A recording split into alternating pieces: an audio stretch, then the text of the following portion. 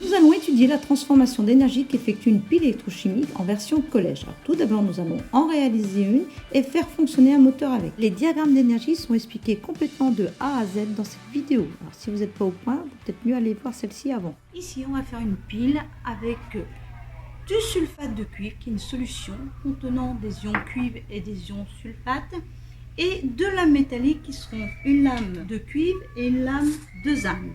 Ici, j'ai un petit moteur voilà, qui marche à l'électricité et je vais mettre ma plaque de cuivre et ma plaque de zinc. Donc ma plaque de cuivre ici, ma plaque de zinc ici. Le zinc, le cuivre, voilà. Et ces deux plaques reliées ensemble, il ne se passe rien, le moteur ne tourne pas. Je peux les connecter, faire tout ce que je veux, il ne se passe rien. Par contre, si je les mets dans cette solution de sulfate de cuivre, voilà, une plaque, il ne se passe rien, j'ajoute la plaque de cuivre et hop, le moteur tourne. Je l'enlève, il ne tourne pas. Je laisse le cuivre, j'enlève le zinc, ça ne tourne pas. Il faut que les deux plaques soient dans la solution pour qu'il y ait un courant électrique de produit. C'est-à-dire c'est de l'énergie chimique qui se transforme en énergie électrique et qui fait tourner le moteur. Et lui, le moteur reçoit de l'énergie électrique et il la transforme sous forme d'énergie cinétique. Là, en fait, on a une chaîne énergétique avec deux convertisseurs qui sont la pile électrochimique et le moteur. Donc vous voyez, il tourne très bien, ça marche très bien. Si je rapproche les plaques, ça tourne un peu plus vite et un petit peu moins vite si je les éloigne.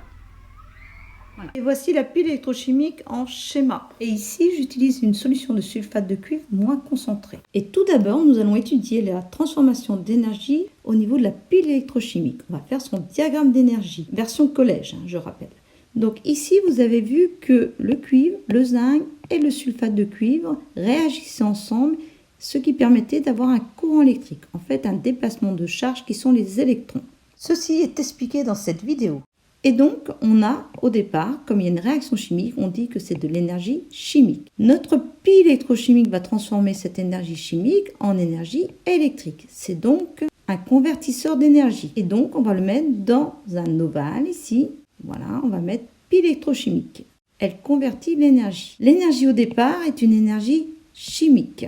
Alors là, c'est un petit peu gênant, la flèche ici, mais c'est comme ça qu'on doit faire en collège, puisqu'en fait, cette énergie chimique, il faut bien comprendre qu'elle est à l'intérieur de la pile. Elle n'arrive pas à la pile, elle est à l'intérieur. Voilà, je fais une petite chose. Et en sortie, on a du courant électrique, donc de l'énergie électrique. Et lors d'une réaction chimique, ici, il y a des pertes thermiques, il y a de l'énergie qui est perdue. On la monte comme ceci, en précisant qu'elle est perdue.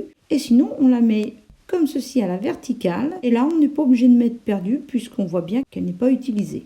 Alors, ça c'est niveau 6e. Maintenant, pour les autres niveaux, on peut aussi indiquer la source d'énergie. La source d'énergie, eh bien, c'est l'ensemble des réactifs que je viens de préciser tout à l'heure. Donc, on les met dans un rectangle et on met cuivre, zinc et solution de sulfate de cuivre. C'est eux qui amènent l'énergie chimique. Et maintenant, on peut faire la chaîne complète, c'est-à-dire la pile électrochimique avec le moteur. Donc, il y a un premier convertisseur ici et un deuxième. Donc, on les place tous les deux dans un ovale, la pile, et puis le moteur. Les énergies entrantes et sortantes. Alors, au départ, la pile, on a vu que c'est de l'énergie chimique. En sortie, c'est de l'énergie électrique qui alimente le moteur. Donc, le moteur reçoit de l'énergie électrique et lui, il tourne. Donc, il fait de l'énergie cinétique. Du moins, il transforme l'énergie électrique en énergie cinétique. Pour les deux, il y a des pertes d'énergie thermique et le moteur aussi. Par effet Joule, il y a du courant dans le moteur qui circule dans les fils et donc des pertes. Et si on veut faire le niveau au-dessus de 6e, on va mettre en amont la source d'énergie, qui sont les réactifs chimiques. Et une pile plate comme ceci, qui est faite en fait de 3 petites piles rondes, donc tout comme une pile ronde, on a aussi des transformations chimiques.